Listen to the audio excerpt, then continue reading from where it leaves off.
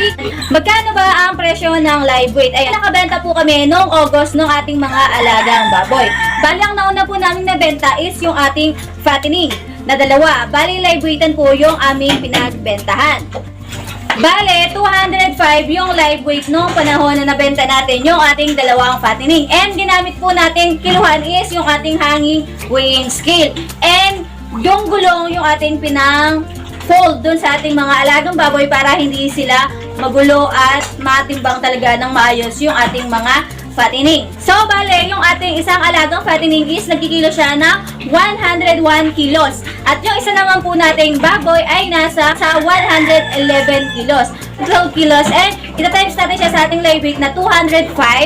43,460 yung ating dalawang fattening. Pero nagdagdag sila dahil pinareserve pa po nila to ng 1 week. So, nagdagdag tayo ng kanilang pagkain. And umabot ng 45,000 yung dalawang fattening natin. So, after po ng fattening natin, and then after po nun, sakto, nakahiwalay na rin po yung ating mga biik and nabenta rin po natin sila. Bale, nabenta natin yung ating mga biik ng 5,000 ang isa. Bale, apat po yung aming naibenta. Bale po, 20,000. Bale, 28 days ng ating mga biik is binubukod na natin sila. And nabenta natin sila noong 40 days nila kasi okay na yung kanilang timbang and malalakas na sila. And fully vitamins na sila and yung mga iron nila is okay na and natuli na rin natin yung ating mga bulog na mga biik.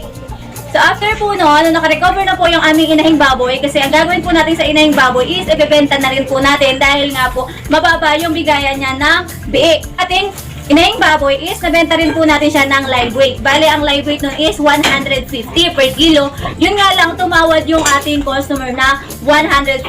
And wala naman pong iba, so binigay na po ni asawa ko. Bale, kaong po yun. And hindi po pwedeng isabit sa hanging scale. And nakabenta naman po tayo ng ating mga alaga. So, nag-invest si Daddy doon sa ating timbangan natin. So, nakabili po tayo ng digital scale.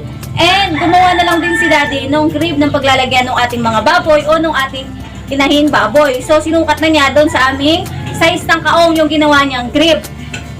And bang na po natin yung ating inahing baboy. Bali, yung kiluhan po namin is nasa 300 kilo lang po yung maximize na nabili po namin. Kasi yun na po yung pinakamura na alam po namin na digital scale. Ating inahing baboy is kumilo po siya na 250 kilos. Times po natin doon sa ating live weight na 140 kilos. Bali, lumabas po siya ng 35,000. Free delivery na lang din po kasi malapit naman po siya. Pero kung sakaling medyo malayo po yung aming pag-deliver is may charge po yung ating paglalagyan o yung ating pagdi-deliver dahil mahal po yung gasolina. Kaya yung August namin is maganda yung mga pumasok sa aming mga buyer. Meron naman pong pumupunta sa aming mga buyer na halos hingin na rin yung ating mga alaga pero hindi po tayo pumayag dahil mataas po ang presyohan na feeds. Ayan, lalo na yung mga feeds ngayon, pataas ng yung presyo. Huwag po tayong magpapabarat. Ay, ang daming barat na buyer na halos hingin na yung ating alaga. So, tumingin po tayo ng mga buyer na magaganda and sila mismo yung gagamit ng ating mga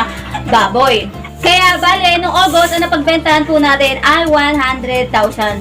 So, maging positive lang po tayo kasi hindi naman po sa lahat ng oras is malulugi tayo and maganda talaga tayo ng magandang mga buyer na hindi hihingin yung ating mga alaga. Itong video na to is hindi po pag-brag, kundi po pang-inspire po sa mga kapwa din natin backyard farming na meron pa rin pong kita sa ating pagbababoy dito, lalo sa atin katulad natin na backyard lang. Huwag po kayong panghihinaan ng loob. So, laban lang po tayo ng laban kasi meron at darating na maganda yung presyo nating mga nagbababoy, lalo na sa ating mga backyard farming. And that's it. Kung nagustuhan nyo yung ating munting video, please like, comment, and subscribe. Bye-bye!